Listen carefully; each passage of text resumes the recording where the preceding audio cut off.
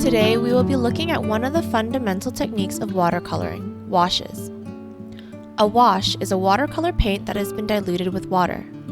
To follow along with this exercise, you will need a piece of watercolor paper, a watercolor set, a flat brush, a water container with water in it, a piece of paper towel, and a pen or pencil for taking notes. First off, a couple terms that we'll be using in this tutorial. Hue. This is the traditional name given to a specific wavelength of light in the light spectrum. In layman's terms, hue is the art term for color. Value. How light or dark a hue is. Intensity. How bright or saturated a hue is. Intensity of a hue decreases when you mix it with other hues. These are all art terms that can be used to describe what we colloquially call color. So let's get started. Here you can see that I've used painter's tape to section off my watercolor paper. Painter's tape is great for creating clean lines when painting. First, we will be doing a flat wash. A flat wash is an even tone of color. It may be any hue, value, or intensity. Write this definition down at the bottom of the leftmost column. Now we're ready to start painting. Dip your brush in your water and choose any color you want, mixing the water on your brush with the watercolor pan to activate it.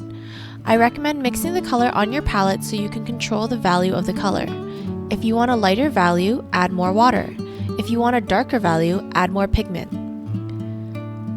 When creating a flat wash, you want your watercolor to apply as evenly as possible. In your top space, use straight brushstrokes going in the same direction. Here I'm going left to right because I'm right-handed. It helps if you overlap your strokes slightly, but don't try to go back and fix your mistakes. Usually this just makes it worse.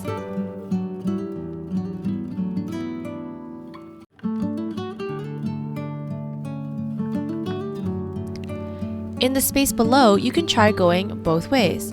I like to flip my brush when going backwards to get more pigment onto the paper.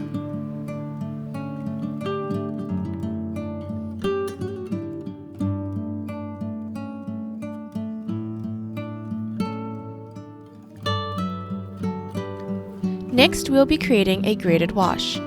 A graded wash is a gradual, even transition from one value, hue, or intensity to another. In our first space, we will practice creating a graded wash using one hue, going from dark to light. This is where your palette really helps. You want to start with a darker value, so more pigment and less water. Add a bit more water to your watercolor mixture with each stroke you add to the space. Eventually, you should have mostly water and just a tiny bit of pigment. In the space below, we will do the same but with two different hues. Have your first hue fade out about halfway down the space. Then work from the bottom going up with your second hue.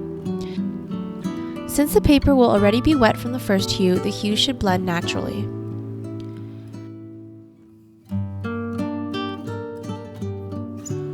Finally, our last type of wash is called wet into wet wash. A wet into wet wash is a soft-edged wash that often varies in hue, value, and intensity. The first step is to use clean water to wet the paper. Now you want to prepare several different hues in order to see the full effect of this technique. You can apply the washes in multiple ways. You can dab the wash onto the paper, or you can go across like we did for the flat and graded washes. Have fun with it! Since the paper is already damp, you'll notice that you get a soft edge on all your washes.